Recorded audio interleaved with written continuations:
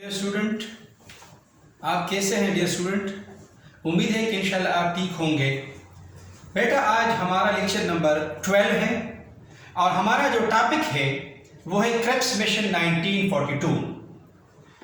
Crabs mission, sir Stafford crabs जो था वो बरतानिया ने हिंदुस्तान भेजा था और फिर यहाँ पे सर स्टेफर्ड क्रेप्स ने जो तजावीज़ पेश किए थे, जो प्रपोजल आपने पेश किए थे, इस वजह से इसको क्रेप्स मिशन कहा जाता है।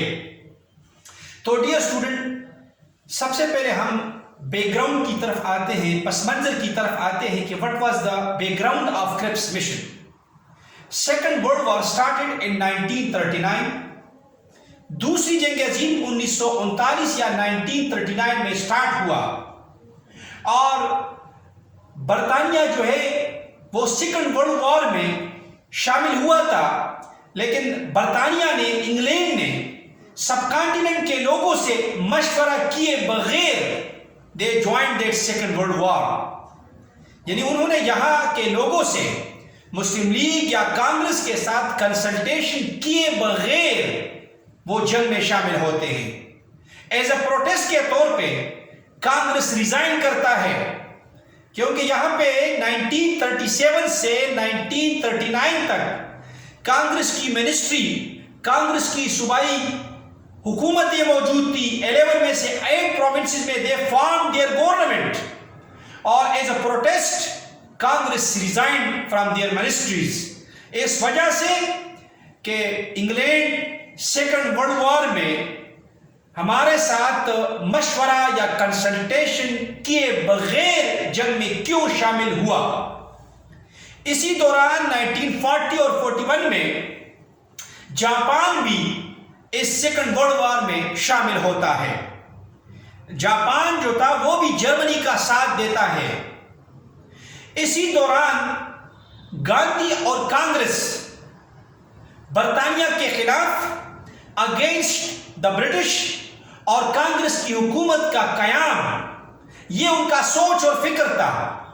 यानी गांधी और कांग्रेस चाहते थे कि ब्रिटिश यहां से विड्रॉ करें और यहां हिंदुस्तान में हम अपनी हुकूमत बनाएंगे। तो यहां पे एक क्राइसिस पैदा हुआ, पॉलिटिकल क्राइसिस एरोज इन सब continent due to resignation of Congress.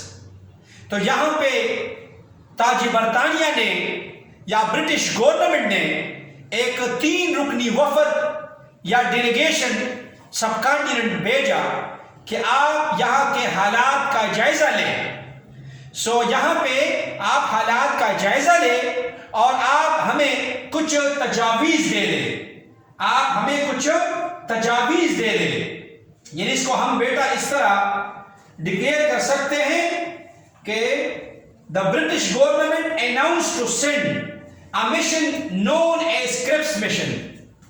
Cripps reached India for the solution of political crisis of India. Cripps, after analyzing the Indian conditions, gave some proposal for solution. यानी यहाँ पे sir Stafford Cripps की क़यादत में जो वफद यहाँ पे आया था, उन्होंने यहाँ हालात का जायजा लिया, एनालाइज किया, एनालिसिस किए और फिर क्रिप्स मिशन के प्रपोजल और तजावीज़ पेश किए। अब हम बेटा proposal of Cripps mission discuss करते हैं। नंबर 1, पहला जो प्रपोजल था, तजवीज़ था कि जंग के बाद हम यहाँ के लोगों को आज़ादी देंगे। मतलब जब सेकेंड वर्ल्ड वॉर एंड होगा, फिनिश होगा, तो हम इंडियंस को फ्रीडम, लिबरेशन देंगे। इसी तरह पॉइंट नंबर 2 कि जंग के बाद after the second world war हम यहां पे एक आइनसाज असेंबली बनाएंगे, हम एक कॉन्स्टिट्यूंट असेंबली फॉर्म करेंगे। अब उस असेंबली के जो अरकान होंगे, उसके अरकान का जो चुनाव है, उसका जो तरीक़ेकार है, वो यहाँ सब कॉन्टिनेंट के अंदर जो प्रोविंशियल असेंबलीज है, लोअर हाउसेस के, वो प्रोपोर्शनल रिप्रेजेंटेशन की बेस पर دستور ساز اسمبلی کو اسٹیبلش کیا جائے گا. یعنی مینس کہ یہاں جو ممبرز ہوں گے اس کو پروونشل اسمبلی کے جو لوور ہاؤسز ہے اس کے پروپورشنل ریپرزنٹیشن یا متناسب نمائندگی کی بیس پر اس کو الیکٹ کیا جائے گا. پوائنٹ نمبر 4 بیٹا، ریاستوں کو نمائندگی ہوگی. اب یہ جو دستور ساز اسمبلی ہوگی اس میں اٹانومس اسٹیٹ کو ریپرزنٹیشن ملے گی. پوائنٹ نمبر 5، یہ دستور ساز اسمبلی، یہ کنسٹیٹیوشن اسمبلی جو کنسٹیٹیوشن دستور بنائے گی وہ برطانیہ کو ایکسیپٹیبل ہوگا، تاج برطانیہ کو وہ قابل قبول ہوگا. پوائنٹ نمبر 2، اب تاج برطانیہ اور دستور ساز اسمبلی کے مابین ایک معاہدہ کیا جائے گا، ایک ایگریمنٹ یا سیٹلمنٹ کیا جائے گا between constitution assembly and the British government, کہ جو مسائل جو امور ہے اس کو سیٹل کرنے کے لیے، اس کو طے کرنے کے لیے وہ ایک ایگریمنٹ کریں گے. اگلا پوائنٹ ڈیئر اسٹوڈنٹ، کہ وفاق سے اگر کوئی صوبہ علیحدہ ہونا چاہے تو یہ اختیار اس صوبے کو حاصل ہوگا. مینس کی جو یونین ہے، جو فیڈریشن ہے، اس سے اگر ایک پروونس سٹے آؤٹ کرنا چاہتا ہے، آپٹ آؤٹ ہونا چاہتا ہے، it is up to the province to stay out اور opt out from a union, from a federation. Point number 8 بیٹا، اس جنگ کے دوران during the second world war یہاں سب کانٹیننٹ کی جو ڈیفنس یا دفاع ہے یہ ذمہ داری برطانیہ کی ہوگی. یہ responsibility on the shoulder of the British government ہوگی to defend, to protect the people of subcontinent during the second world War. بیٹا یہ 8 پروپوزل کرپس مشن نے پیش کیے، یعنی سر اسٹیفرڈ کرپس نے جو تجاویز پیش کیے اس میں بیٹا یہ 8 پوائنٹس تھے. اس میں کتنے پوائنٹس تھے؟ یہ 8 پوائنٹس تھے. اب یہ پوائنٹس جب پیش کیے گئے تو اس پہ کانگریس کا اور مسلم لیگ کا کیا رد عمل تھا؟ What were the reaction of Congress and Muslim League? They both rejected and denied these proposals. یعنی کانگریس اور مسلم لیگ دونوں نے کرپس مشن کے تجاویز اور پروپوزل کو ریجیکٹ کیا. تو سب سے پہلے بیٹا ہم کانگریس کے بارے میں ڈسکس کرتے کہ why Congress rejected Cripps mission proposal. وہ کون سے ریزن تھے، وہ کون سی گراؤنڈز تھے جس کی وجہ سے کانگریس نے ان پروپوزل کو مسترد کیا؟ نمبر 1، اس میں ہندوستان کی آزادی کا فوری طور پہ نہ ہونا، جنگ کے بعد کا ٹائم دیا گیا تھا. یعنی اس میں immediate step نہیں تھا for the liberation of freedom of Indian and the time was given after the Second World War. یعنی اس میں کلیئر الفاظ میں immediately یا instantly کوئی ذکر نہیں تھا کہ ہم آپ کو لبریشن یا فریڈم دیں گے. جو ٹائم دیا گیا تھا کہ جنگ کے بعد after the end of war. Second point, Congress کو یہ محسوس ہو رہا تھا، بلکہ ان تجاویز سے ان کو پاکستان کی بو محسوس ہو رہی تھی. سو Congress felt the smell of Pakistan. وجہ کیا تھا کہ اس میں ایک پروپوزل یہ تھا کہ اگر صوبہ وفاق سے علیحدہ ہونا چاہتا ہے تو یہ رائٹ اس صوبے کو حاصل ہے. So on the basis of this proposal Congress rejected these proposal because they felt, they realized the smell of Pakistan. Because if a province stay out or opt out from the union, from the federation, they have the right. اب مسلم league کا کرپس mission پر کیا response تھا، کیا reaction تھا، یا why Muslim League rejected Cripps mission proposal? ہم ان reason کو، ان گراؤنڈز کو ڈسکس کرتے ہیں. نمبر 1، مسلمانوں کے لیے علیحدہ وطن کا مطالبہ تسلیم نہ کرنا. یعنی پوائنٹ نمبر 1 یہ تھا کہ اس میں مسلمانوں کے لیے ایک سیپریٹ اسٹیٹ کا جو ڈیمانڈ تھا، جو مطالبہ تھا، اس کا ذکر نہیں تھا. اس کو کلیئر الفاظ میں یا کلیئر ٹرم میں ڈسکرائب نہیں کیا گیا تھا. Therefore, Muslim League rejected Cripps mission proposal.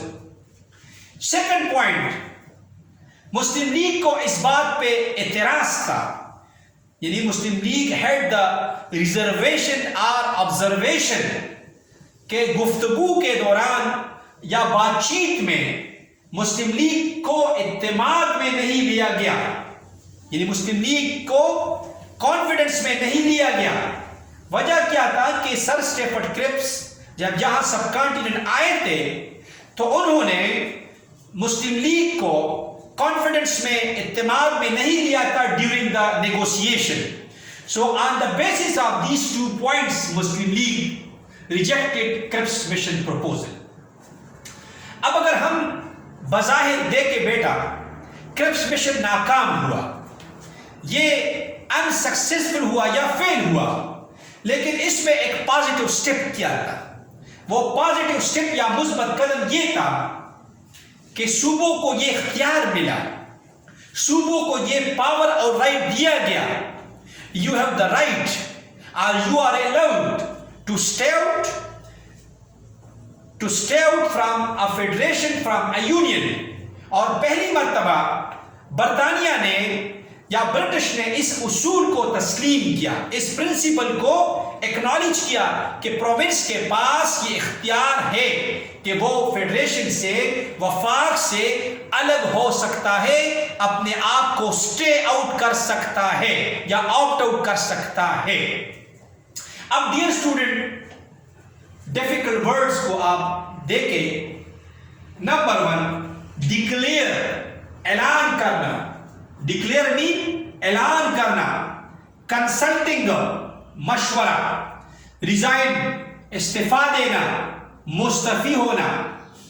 Allied اتحادی. اینالائزنگ جائزہ لینا. تجزیہ کرنا، اینالائز کرنا، جائزہ لینا. امیڈیٹ فوری، انسٹنٹلی.